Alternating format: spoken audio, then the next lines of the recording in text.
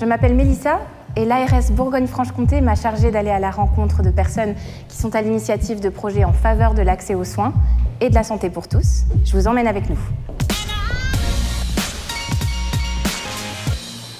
Lors du précédent épisode, nous avons découvert le Médicobus et ses professionnels engagés face au manque de médecins en Haute-Saône. Cet engagement, je le rencontre à chaque étape. Aujourd'hui, nous nous rendons dans le territoire de Belfort, où les professionnels se relaient pour permettre à la population de consulter dans un cabinet éphémère. Alors moi, je suis Sandrine Marchetti, je suis l'adjointe de la directrice territoriale de l'ARS sur le périmètre Nord-Franche-Comté. Donc, il y a 1 an et demi, on a sur le territoire de Belfort 3 médecins généralistes qui ont cessé leur activité sur un même secteur, laissant plus de 6000 patients sans médecin traitant. Et sans perspective d'installation, on n'a plus d'installation de médecins généralistes depuis 1 an et demi sur les 2 départements. Donc on a cherché des solutions pour comment on peut faciliter l'accès aux soins sans installation à court terme. Donc comment on peut apporter cette offre nouvelle. Donc on s'est dit que pendant le Covid, sur les centres de vaccination, les médecins retraités nous ont rendu grand service en donnant encore un peu de leur temps et que certains étaient encore prêts à le faire. Donc comment on pouvait monter un projet intergénérationnel avec des médecins retraités qui consacrent encore un peu de temps et puis des jeunes professionnels qui ne s'installent pas encore mais qui ont pour projet de le faire. J'ai le sentiment, quand vous me parlez de ce projet, qu'il y a quelque chose autour de la collaboration. Est-ce que vous pouvez m'en dire un peu plus ?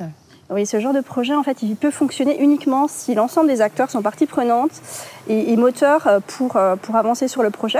Enfin, d'autant plus qu'on a pu avancer dans un temps record, puisqu'on a réalisé les premières réunions en septembre 2023 et le centre de santé a pu ouvrir en mars 2024. Est-ce que vous pourriez nous parler un petit peu du partenariat interne avec l'agence, au sein de l'agence ? On a nos collègues de la DCPT au niveau régional qui nous ont accompagnés sur le projet, puisqu'ils accompagnent tout ce qui concerne l'exercice coordonné, sur aussi le déploiement des fonds. On a nos collègues du secrétariat général qui ont pu établir la convention de mise à disposition des fonds en un temps aussi record pour permettre aussi une ouverture au plus vite. Et puis nos collègues de la communication aussi qui ont pu aussi valoriser le projet via les réseaux sociaux sur le site de l'agence. Et vous avez l'impression que cette valorisation a été à la hauteur des efforts menés par l'ensemble des équipes ? Quand on cherche du sens à nos actions, quand on nous dit que des patients n'étaient pas plus vus depuis plus d'1 an, qu'ils n'avaient plus de soins, et aujourd'hui, grâce au travail entrepris, ils ont retrouvé un suivi d'un médecin traitant, on a fait le job et on est fiers de nous.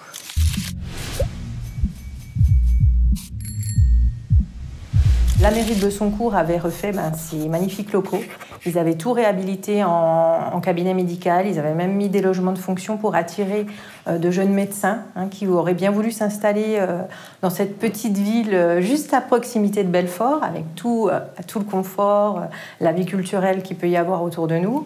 Et pour autant, aucune installation ces derniers mois. Et donc on a été approchés par l'Agence régionale de santé qui nous a fait confiance justement dans ce projet. Donc on a su faire nos preuves déjà dans l'aide et le soin à domicile et là, ils nous ont confié la gestion d'un centre de santé. Alors on apprend avec justement l'aide de l'ARS, de nos partenaires, de la CPAM, la CPTS, etc.